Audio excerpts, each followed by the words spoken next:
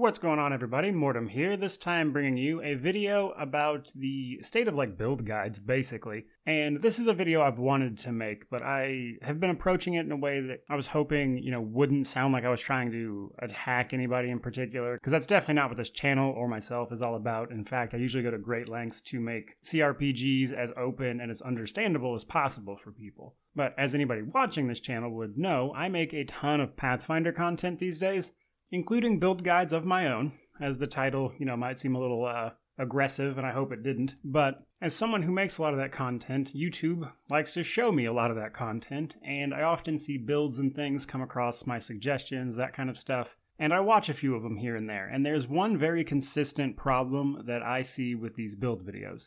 Not to say that mine are perfect in any way, but this particular problem is kind of just across the board with most of these videos, so I wanted to talk about it. Because I was talking about it actually on stream yesterday, and I was like, man, maybe I should go ahead and make that video. That said, let's actually jump into it. So what is the problem with most build guide videos? The problem is that they always show you the absolute max level stuff. It's always, here you are at level 20, all of your mythic path, all of your levels, all of your dips, here's what is maximum for this build. And the problem with that is that, especially on higher difficulties, most people are never going to reach that point. When you get mythic rank level 10, it's literally like a couple of fights before the end of the game. And when you're making builds that require like 7 or 8 levels worth of dips before you actually get to the regular levels of your build, you are going to have a pretty tough time getting by on unfair difficulty. Because what these videos will show is like, oh, look at how great this build is at this level, which is max level, all of the stuff unlocked. They use mods and stuff to show you fights against enemies.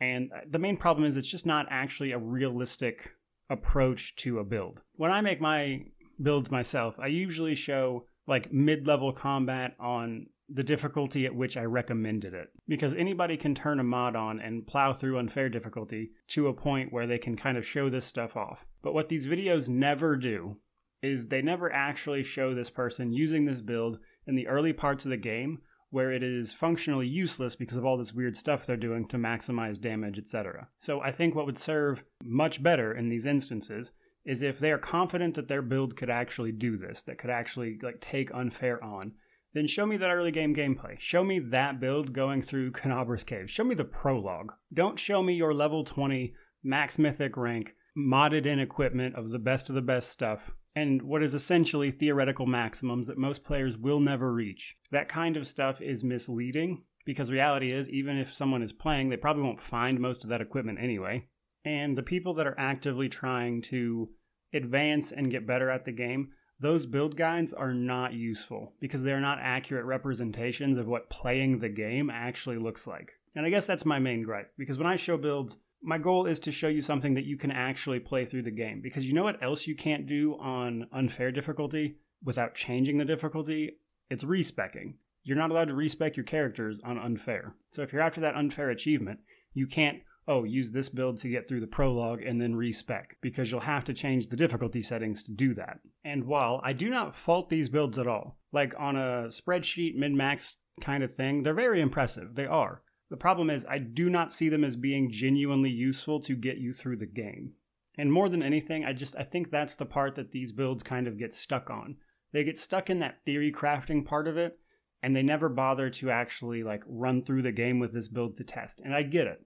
That's hard to do, because ultimately the first 1 to level 10 is going to take you on a very quick turn, if you're very good at it, at a minimum about 10 to 12 hours. Now that's on normal and core. If you are on unfair, probably going to take you longer if you have to reload several times. And stuff like that makes those builds hard to test, and that's why they would rather use mods to spawn all this equipment in, spawn their character in, level them, show them mythic ranks, etc., etc. But again, my actual fundamental point here is that is misleading.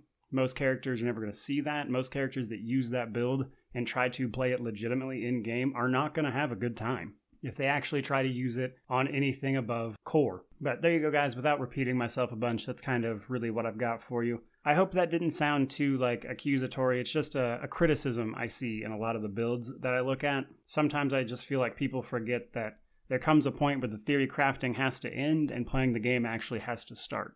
But there you go, guys. There is my video for the day. I hope you enjoyed it. By all means, give me your 2 cents down below. Like, comment, subscribe, all that YouTube jazz. But seriously, comment, give me your ideas. I read all of that stuff. I do not pretend to be all-knowing in any way. Regardless of any of that, though, truly, thank you so much for watching. May you wander in wisdom, and have an amazing day.